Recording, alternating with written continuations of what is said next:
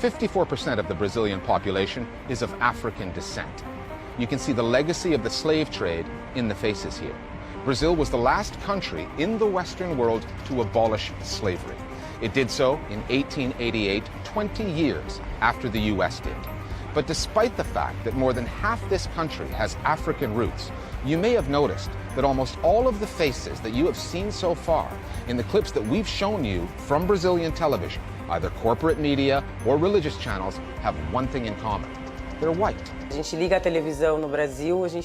you turn on the TV in Brazil, there are hardly any black actors or presenters, hardly any black journalists.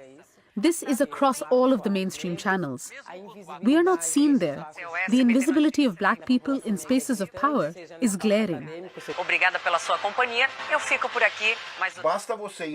Just go to the newsroom of any newspaper or television station and look at the journalists working there. Almost all of them are white. So the coverage of black people on television or in the Brazilian news must go through the hands and the work of the white journalist. For example, in adaptations of books in which the main characters are black, when they make them into TV series, they cast them as white. E de que me adianta querer? Sou uma escrava, uma fugitiva. And when we ask, why did you put a white actor to play the role of a black character, they say, it doesn't make a difference. And this has happened in some very famous series in Brazil in the past, like Isaura, the slave, and Chiquinha Gonzaga. Finally, back to Globo and the story of the Brazilian TV beauty queen, Nayara Justino. As examples of media malpractice in this country go, it is nowhere near the worst, but it is revealing.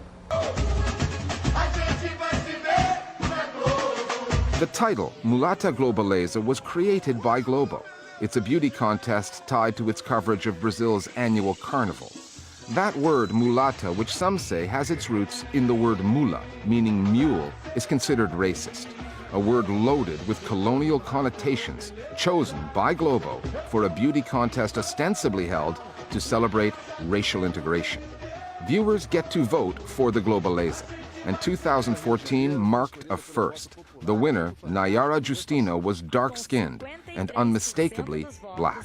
A Globeleza 2014 é Nayara. Not everyone approved. Online trolls called Justino a monkey, a darky. A few months later, Globo had Justino replaced. It set the results of the vote aside and simply picked another woman. Globo insisted that its decision had nothing to do with skin color, that the choice came down to artistic fitness for the role. It said artistic merit prevails. The woman Globo picked to replace Justino had African roots as well, but her skin tone is much lighter. And, as one of the country's relatively few newsreaders of African descent will tell you, in the Brazilian media, racial integration has its limits.